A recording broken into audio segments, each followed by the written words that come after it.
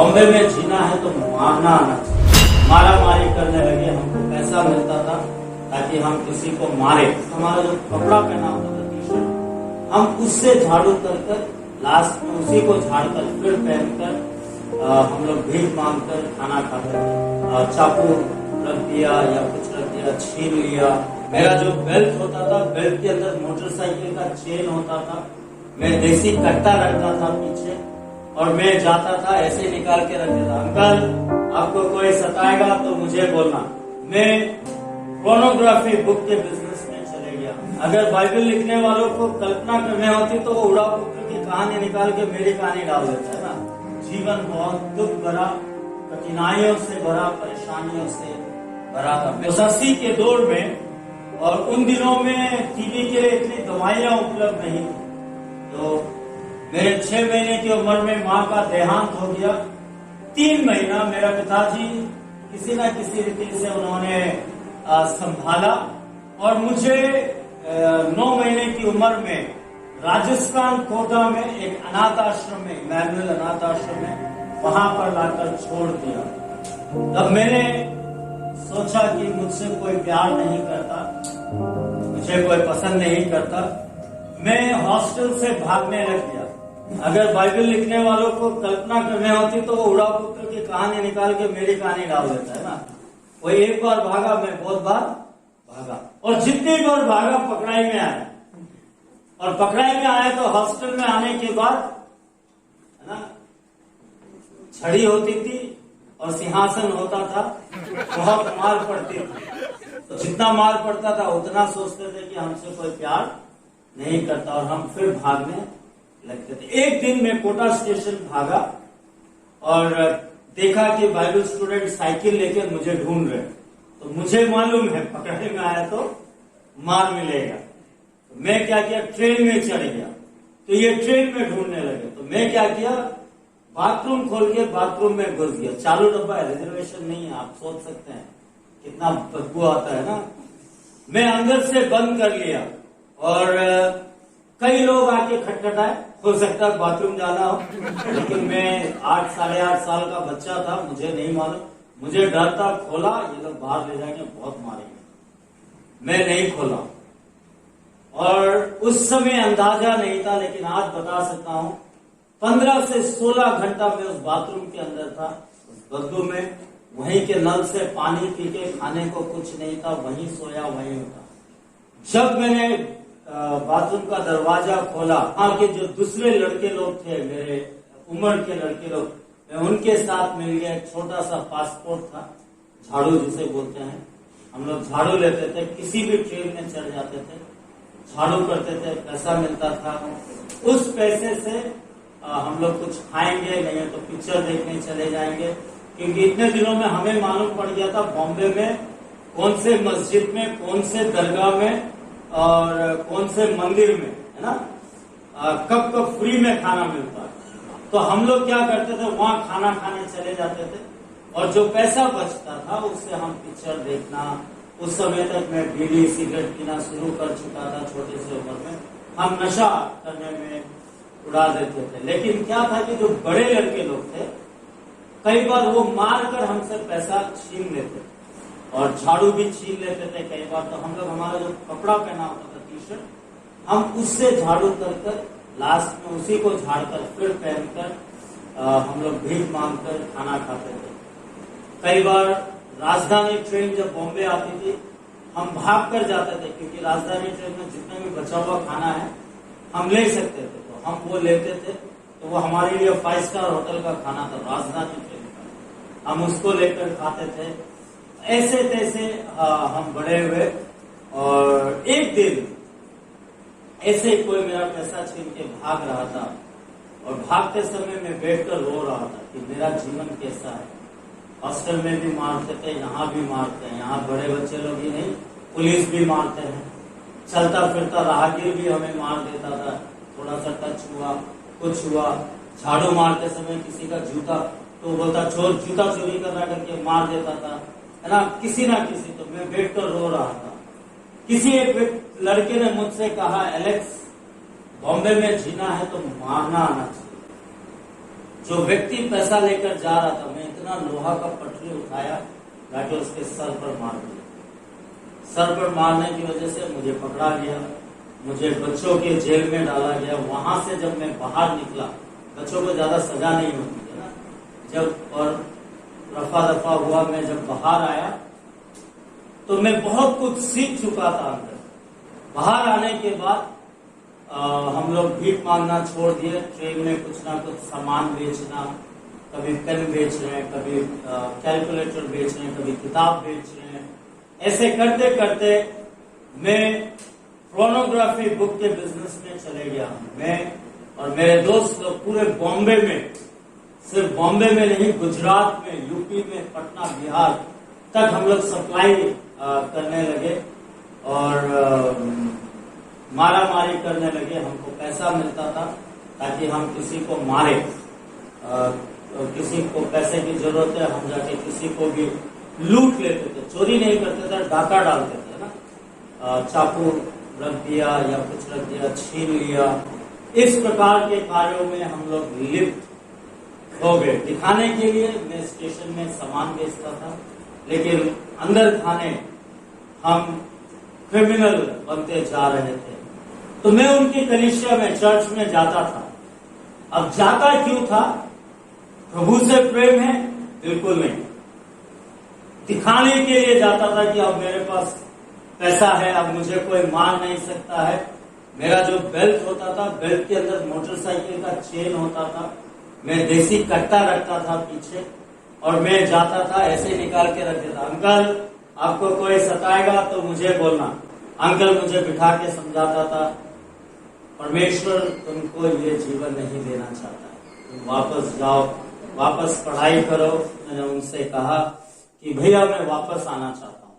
भैया ने बोला तुम्हारा घर है, तुम कभी भी आ सकते हो। लेकिन मुझे मालूम था मेरी जो आदतें हैं ना, वो सही नहीं है ना। ऊंचे लोग, ऊंची पसंद, माणिकचंद है ना, हमेशा मुंह में रहता था, गुटखा मुंह में रहता था। मेरा मुंह इतना बंद हो गया था, अभी खुलता है पूरा, लेकिन गुटखा खाने की वजह से इतना बंद हो गया। जो मैं अच्छा गाना गाता था, अब पूरा बेस वॉइस हो गया है। जीभ मेरा बाहर नहीं आता है, जाम हो गया है। मुंह पूरा जाम था, अभी खुलने लगा, लेकिन जीभ वैसा ही है, वो अब ठीक नहीं होगा। ऐसी अवस्था में मुझे मालूम था मैं वापस नहीं आ पाऊंगा। तो मेरा उम्र 14 साल था। व्यक्तिगत उद्धारकर्ता के रूप में ग्रहण किया और बपतिस्मा हो रहा था। मैंने जाके पापा से कहा, पापा मैं बपतिस्मा लेना चाहता हूँ। पापा ने कहा अभी नहीं, तुम्हारे जीवन को हम देखेंगे।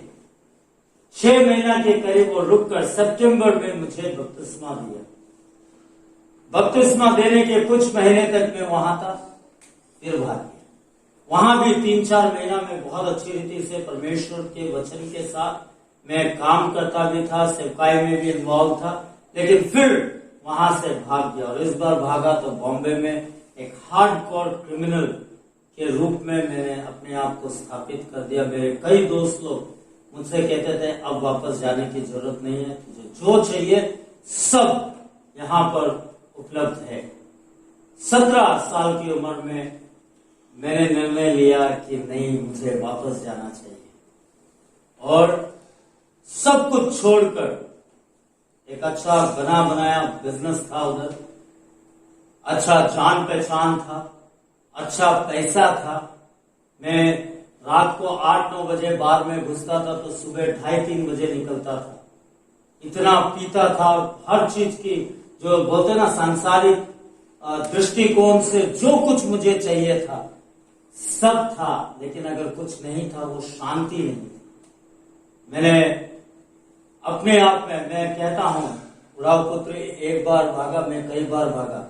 उड़ाव पुत्र अपने आप में एक बार आया, मैं कई बार आया, लेकिन फिर भी ऐसे बैक स्लाइडर है ना, मैं हमेशा पीछे भागता रहा।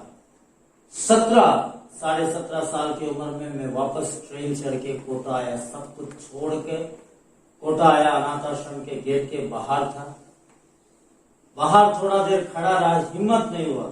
वह व्यक्ति जो बॉम्बे में किसी को कभी भी मार सकता था, किसी से कुछ भी छीन सकता था, इतना हिम्मत वाला व्यक्ति, उस सेवकाई के दरवाजे के बाहर खड़ा है, अंदर जाने की हिम्मत नहीं है। हमारे भैया हैं ट्रोवर भैया, वो मुझे देखकर मुझे अंदर लेकर गए, ऑफिस में लेकर गए। डॉक्टर सैमुअल थॉमस बैठे हुए थे, मैंने उन्हें सब चीज बताया। वो जानते भी थे क्योंकि एक बार नहीं 2 बार वो मुझे बॉम्बे में मिल चुके हैं।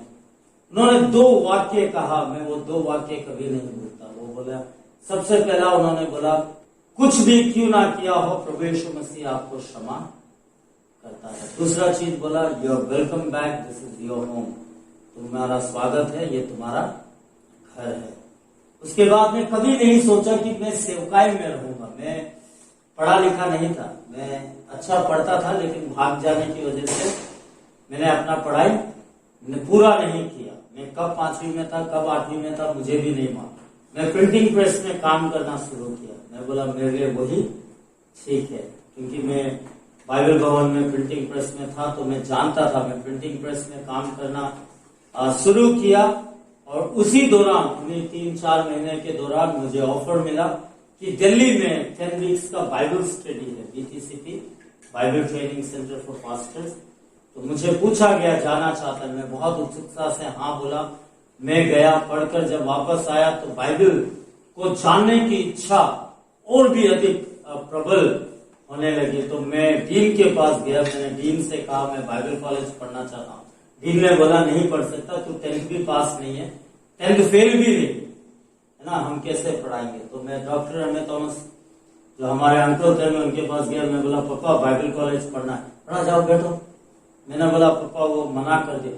अड़ा, ये तुम्हारा बाप का कॉलेज है, तुमको जिस क्लास में जाके बैठना है बैठकर पढ़ाई करो। वो उसी तरह फोन लगा के बोला, मैंने ये बाइबल कॉलेज पढ़े लिखों के लिए नहीं खोला है, उन लोगों के लिए खोला है जो परमेश्वर की सेवकाई में जाना चाहते हैं। मैं बाइबल कॉलेज से ग्रेजुएशन करने के बाद भी मेरी उम्मीदें ज्यादा नहीं थी, बस इतनी बड़ी थी कि अब प्रिंटिंग प्रेस में नहीं, ऑफिस में काम कर सकते हैं। मैं ऑफिस में काम करना शुरू किया, वहां से बाइबल कॉलेज में पढ़ाना शुरू किया।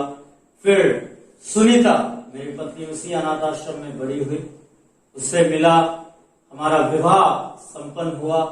उसके बाद कई अलग अलग जगहों पर परमेश्वर ने हमें मौका दिया कि हम सेवा कर सके। हम फिर से बॉम्बे आए। बॉम्बे में हम सड़क के बच्चों के बीच में हमने सेवा की। उसके बाद हम वाराणसी मुगलसराय में कम से कम 1.5 से 2 साल तक थे। जो सड़क पर बच्चे रहते हैं, प्लेटफॉर्म पे बच्चे रहते हैं, उनके बीच में हमने सेवकाई किया। उसके बाद से फिर से हमें सौभाग्य मिला कि हम वापस हेड ऑफिस में जाए एज ए डायरेक्टर। मैं वहां काम करता था। गूगल में हमने सर्च किया पाकुड़ के बारे में। Pakur was the least illiterate region, Littipara जो रीजन है, of India. Second thing, most backward district of India still, अभी भी है। ऐसा था, बिजली यहां नहीं आती थी। और इस अवस्था में हम लोग यहाँ पर आए थे। और most child trafficking, human trafficking region ये क्षेत्र। तब मेरे मन में परमेश्वर ने कार्य किया कि जाना ही है ना, तो ऐसे क्षेत्र में जहां सबसे ज्यादा जरूरी है। मैं भी योना की तरह रांची गया, क्योंकि रांची में एयरपोर्ट है, स्टेशन है, सब कुछ है। मैं गुड बुक्स में गया, ऊपर ऑडिटर बैठा है, उससे बात किया। 8,000 रुपए में फाइनल हुआ कि संस्था वस्था सब रजिस्टर्ड करके मुझे मिल जाएगा किराया विराया। लेकिन पता नहीं क्यों मैं जब कोटा वापस गया, मैंने अपना जो लगेज है पाकुड़ के लिए बुक कराया और मैं पाकुड़ आया भी नहीं था। हम जैसे तैसे पाकुड़ पहुंचे। 1 साल तक हम लड़ते रहे अपने आप से कि क्या सही में मुझे पाकुड़ में रहना है। यहां मैगी भी नहीं मिलता था, पेप्सी है ना, ठंडा भी नहीं मिलता था। मैं मेरा राशन यहां से वर्धमान जाके लेकर आता था, उसमें भी बटर नहीं ला सकता था क्योंकि पिघल जाएगा। फ्रिज की कंडीशन अच्छी नहीं थी या इलेक्ट्रिसिटी नहीं था। तो ऐसी अवस्था में 1 साल तक हम लोग सोचते रहे कि हम यहां रहे नहीं रहे। 2009 में हम लोग ने परमेश्वर की बुलाहट को सार्थक रूप देकर एवरेट मिशन चैरिटेबल ट्रस्ट का रजिस्ट्रेशन किया। 4 बच्चे हैं, बेटा बड़ा है और 3 बेटी है। सही शब्दों में कहे तो एक बहुत अच्छा परिवार, एक आशीषित परिवार, और रहने के लिए अच्छा घर, अच्छी एक सेवकाई, अच्छी एक नौकरी भी है मेरे पास। मैं भारत सरकार का जो सेंट्रल एडॉप्शन रिसोर्स अथॉरिटी है, उनके द्वारा अधिकृत एक इंटरनेशनल एडॉप्शन एजेंसी है यूएसए का, लाइफलाइन चिल्ड्रन सर्विसेज, उसका पूरा इंडिया का काम मैं संभालता हूं। मैं India representative as well as foreign service provider हूं। परमेश्वर की दया से एक अच्छी नौकरी, एक अच्छी सेवाएं, एक अच्छा परिवार है।